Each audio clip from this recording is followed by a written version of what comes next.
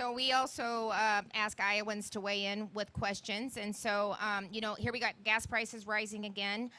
Your inflation still a problem. Majority of Iowans, 51%, are pessimistic about the economy. They still think it's in a downturn. It's about to get worse. So Brett from Davenport wants to know, as president, what steps would you take how do you take what you've done in Miami and take it again to D.C. to lower gas and food prices, but really to deal with Bidenomics? Yeah, you guys aren't convinced about Bidenomics yet? We're living it, right, every single day. They try to tell us we're not, but we are. Well, I define Bidenomics as the poor get poorer, right? Democrats are supposed to be for the poor, but I don't understand a policy where inflation goes up, so your purchasing power goes down, your dollar is actually worth less money, and then if you want to borrow money, it gets more expensive. It actually goes up. So I don't understand how that benefits the poor. Whatever economist that he's using, I certainly would fire. And whoever he's using for branding, I would fire too, because Bidenomics, Latinx, they're as unique as San Antonio tacos. Whatever the branding they're using, I would fire that branding person. That person's got to go.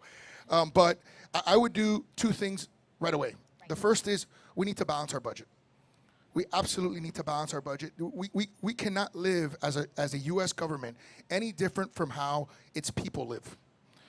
And I'll tell you, when I first got elected, we had a $115 million deficit on a $600 million budget. That is 20% expenses over income. We cut it in 1 year, and we balanced it in 1 year. Was it easy? Absolutely not. Was it painful? Absolutely. I had employees that didn't shake my hand for 2 years. It was tough. But now that they see the double-digit growth, now that we have the highest reserves in history, now that in the midst of the federal government being downgraded in its bond rating, we were upgraded to the highest rating ever by S&P. Now our employees see, oh, wait a second, this guy was onto something. He understands the way the economy works. And I think it's important that as a mayor, this is very unique to my candidacy. I have public sector experience, but I also have private sector experience.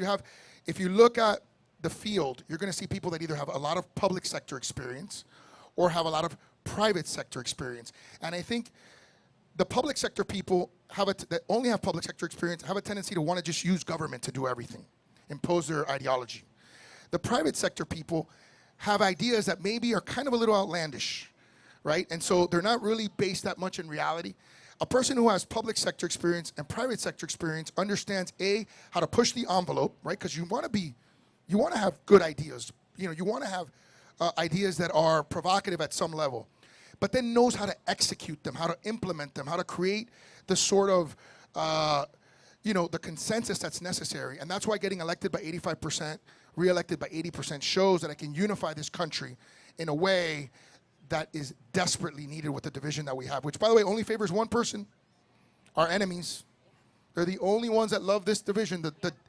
I always say this, the kryptonite of democracy is division, and we're giving it to them. Yep.